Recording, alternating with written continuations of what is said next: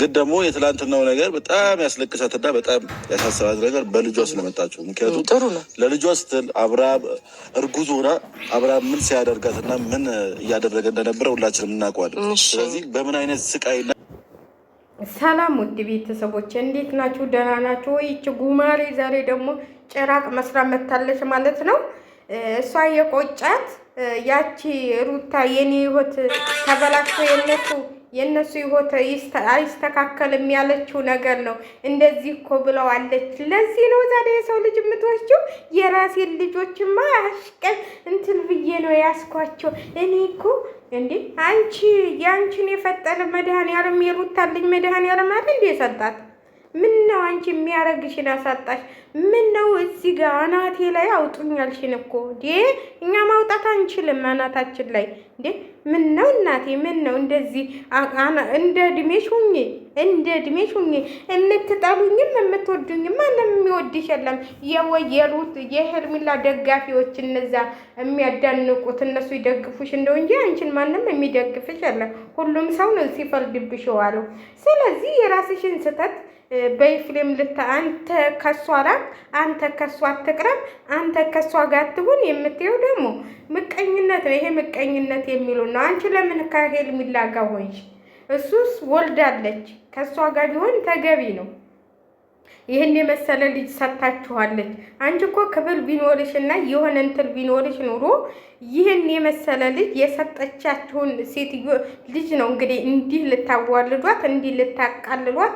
ልክ ሮንግ ነው የሰላነው ነገር ሮንግ መሆኑን እያወቅሽ ነው እንዴ ይህንን ሁሉ እንደዚህ አይነት ነገር ሰርተች ደግሞ አሁን እንዲሁም ቦል የሚያደርግሽ ልጇን ሁሉም መድኃኒዓለም ነው ወልዶ ያድጋል። እንዳንቺ አይነት ወልዶ ለቤተሰቦች የሚሰጥ የራስሽን ልጆች ቢነጥቁብሽ የሱ ቤተሰቦች መጥተው ቢወስዱብሽ ደስ ይልሻል ወይ አለሽ?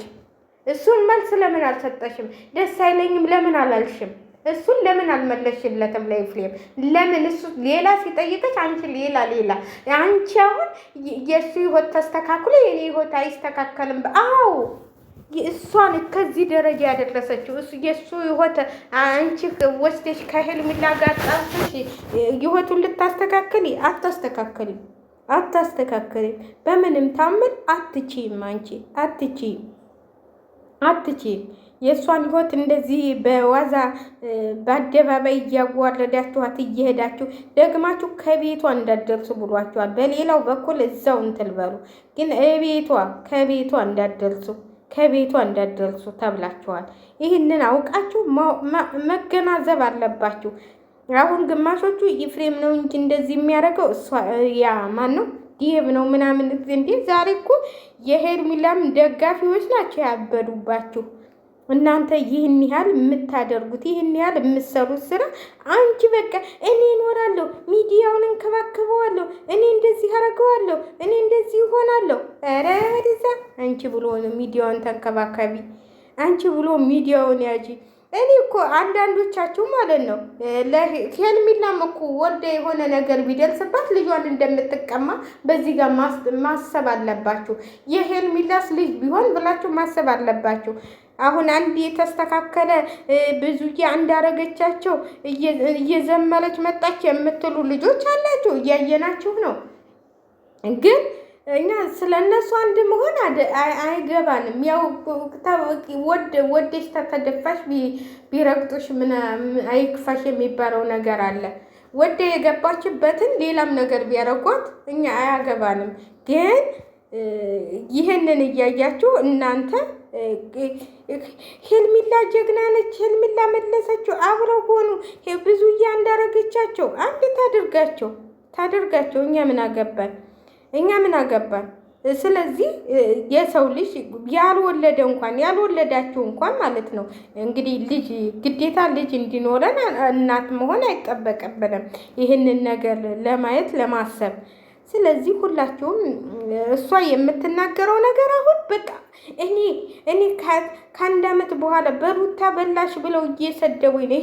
ይህንንም ታውቃላችሁ። በእሷ ነው የሸቀራችሁት። ማን ያውቅሽ ነበረ? በሩታ እየሰራች ነው። ዛሬም እኮ በሩታ ነው። እስቲ በራስሽ ቪዲዮ ስሪ። ሁልጊዜ ስትመጪ በሩታ ነው ቪዲዮ እየሰራሽ የምትመጪው። እስቲ በራስሽ ስሪ። የታለ በራሴ ሰርተሽ የለቀቅሽው ቪዲዮ? እሱን አሳይና። ምን ይቺ እንትን ያረጋታል? አዎ እንደ እድሜሽ ኑሪ፣ እንደ እድሜሽ ኑሪ እያሉ ይሰድቡኛል አለች። እንደ እድሜሽ ኑሪ። አንቺ ምን አገባሽ እዛ ጋር እንዴ? ያንቺ ወንድም ያጠፋውን ጥፋት አይታይሽም እንዴ? ያንቺ ወንድም ህይወቷን ያበላሸው ወንድምሽ አይታይሽም እንዴ?